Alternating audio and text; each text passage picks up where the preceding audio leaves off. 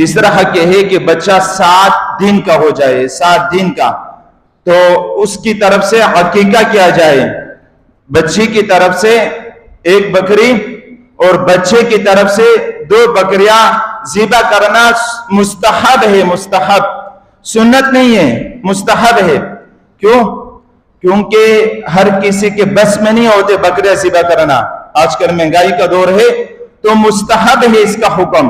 بعض لوگ سنت کہتے ہیں، سنت نہیں ہے بلکہ مستحب ہے، کوئی کرے تو اس کو اجر ملے گا، اور بچے کا حق جو مستحب کے درجے میں ہے وہ ادا ہو جائے گا، اور کوئی نہ کرے تو کوئی گناہ نہیں ہے۔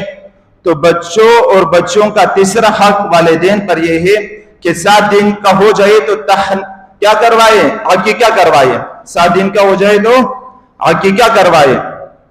چوتھا حق یہ ہے کہ بچی یا بچے کے سر پر جو بال ہوتے ہیں اس کو حلق کر دیا جائے، گنجا کر دیا جائے، چھوٹے چھوٹے معمولی بال ہوتے ہیں، ان بالوں کے مقدار چاندی کی رقم خرچ کیا جائے، کسی مستحق کو دے دیا جائے، اور بہت کم ہوتی ہے، 200-300 روپے بنتے ہوں گے، اس کے بالوں کی کیا وزن ہوتی ہے، بہت کم ہوتی ہے، تھوڑی سی ہوتی ہے، تو یہ خرچ کرنا چاہیے۔